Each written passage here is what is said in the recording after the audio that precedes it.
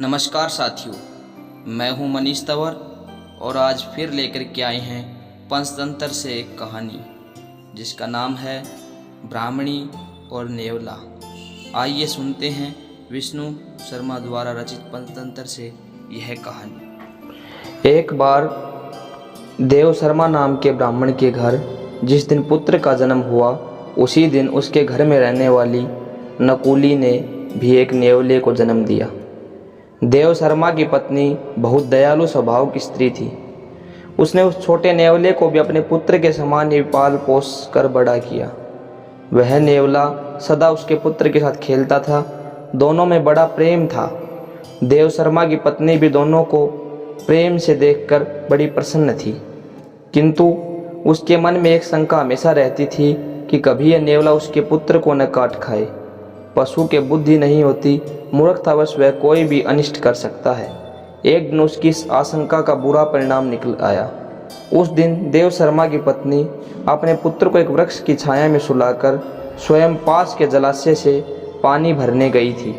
जाते हुए वह अपने पति देव शर्मा से कह गई थी कि वहीं ठहर कर वह पुत्र की देखरेख करे, कहीं ऐसा न हो कि नेवला उसे काट खाए।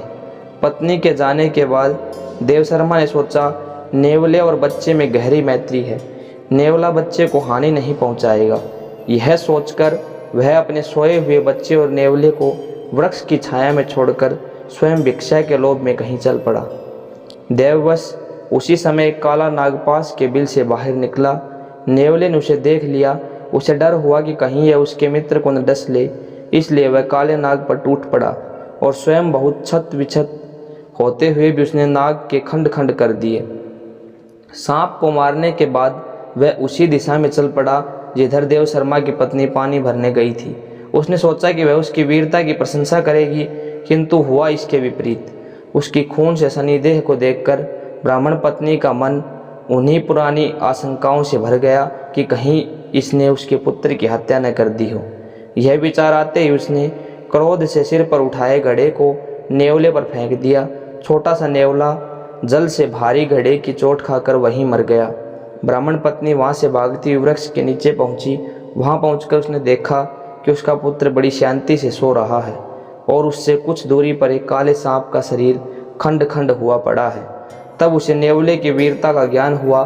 पश्चाताप से उसकी छाती फटने लगी। इसी बीच ब्राह्मण देव शर्मा भी वहां आ गया।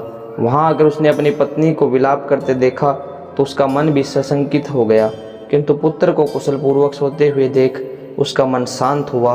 पत्नी ने अपने पति देव शर्मा को रोते रोते नेवले की मृत्यु का समाचार सुनाया और कहा, मैं तुम्हें यहीं ठहरकर बच्चे की देखभाल के लिए कह गई थी, तुमने भिक्षा के लोभ में मेरा कहना नहीं माना, इसी से यह परिणाम हुआ। सीख, बिना विचारे जो करे सो पाछे पछताए। धन्यवाद। फिर मिलते हैं किसी नई कहानी के साथ। जय हिंद।